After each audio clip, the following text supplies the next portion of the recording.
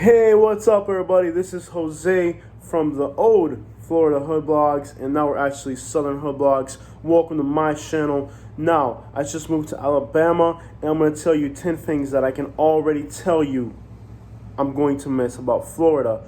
And not only that, but I also want to let you guys know that, of course, I just moved here, and you guys feel that I'm kind of trash talking Florida. But if you move somewhere else, you're going to immediately start to notice the things that are better.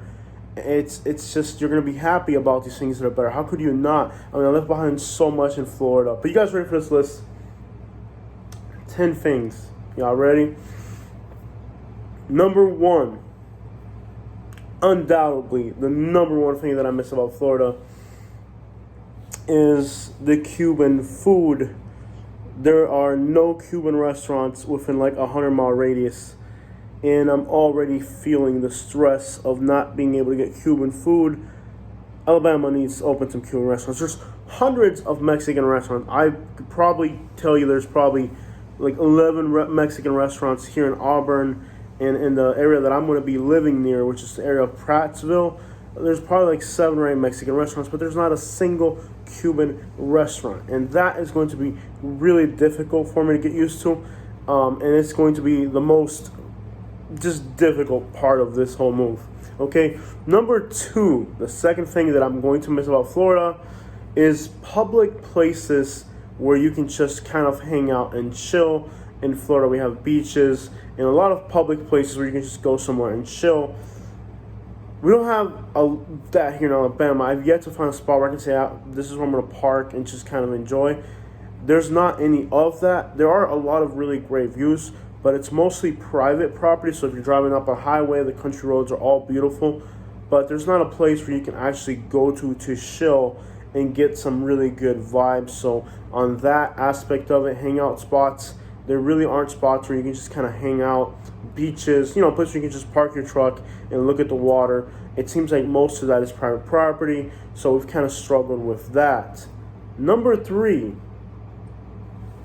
music doesn't sound the same. Something about the city life, if Naples I left behind, that made music sound better. Like, because I guess traffic was more chaotic and life was more chaotic, that music was a bigger part of who I was in Florida, because you needed something to kind of fill your mind while you're driving. But here, there's so much natural views, you're going up and down hills, that I've realized that I've kind of stopped listening to music because it's more serene here, so you're paying attention to the scenery. And I've kind of realized, I'm like, crap, I'm not listening to music anymore. So definitely music doesn't sound the way it did in Florida. And I kind of thought it would be the other way around, but it's not. Number 4, shoreline fishing. There's so many places to fish in Florida, but here in Alabama, there's not too many shoreline fishing spots.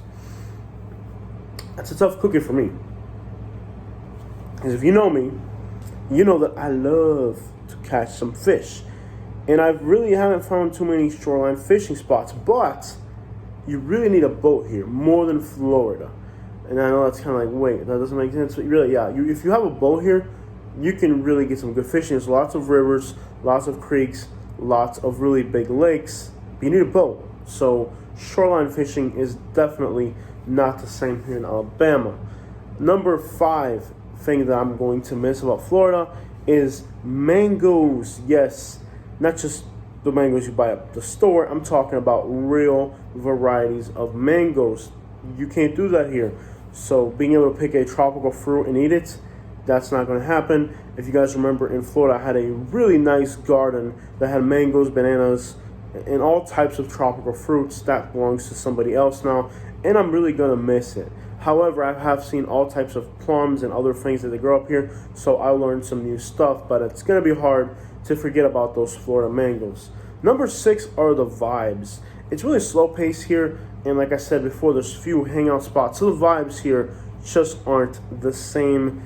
Something about the water and the beach vibes that are real kind of fun vibes. You don't have those vibes here. It's definitely a slower place, and you don't have those beachy vibes, and I'm going to miss that. I really will.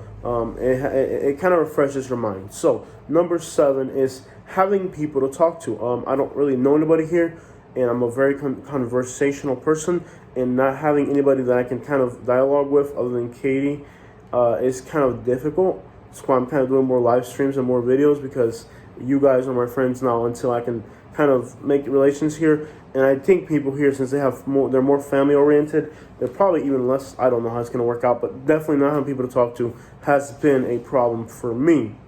Okay, number 8, don't take it the wrong way, but cheap labor. Now that I'm bought a house and it needs all types of things done, in Florida I can always just find somebody and say, hey dude, in Spanish of course, how much is this? If you say it in Spanish, it's a lot cheaper than if you say it in English.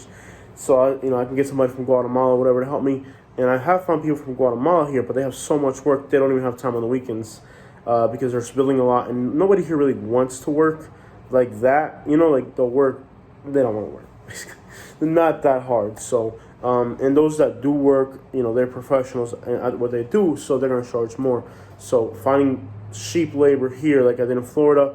Even when I bought my house, I kind of calculated with Florida prices on how I can get somebody to come in and just do stuff for cheap because I know Spanish and all that. That doesn't happen here. I'm going to have to pay people who are professionals. And that's good because when you enter the labor force, you're getting paid better. But if you're getting things done, there's really a lack of affordable labor here where you pay somebody $80 a day and they kind of do your whatever you want. That's not going to happen here.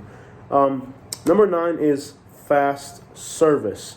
It can take 25 to 30 minutes to get a McDonald's drive-through. For some reason, people here in Alabama are very drive-through people, and they're actually willing to wait very long times to get that McChicken in the morning or that hot cake or whatever, to the point where we haven't even been able, even though there are Starbucks everywhere, we have not been able to have Starbucks since we've been in Alabama because the lines are so long. It's ridiculous.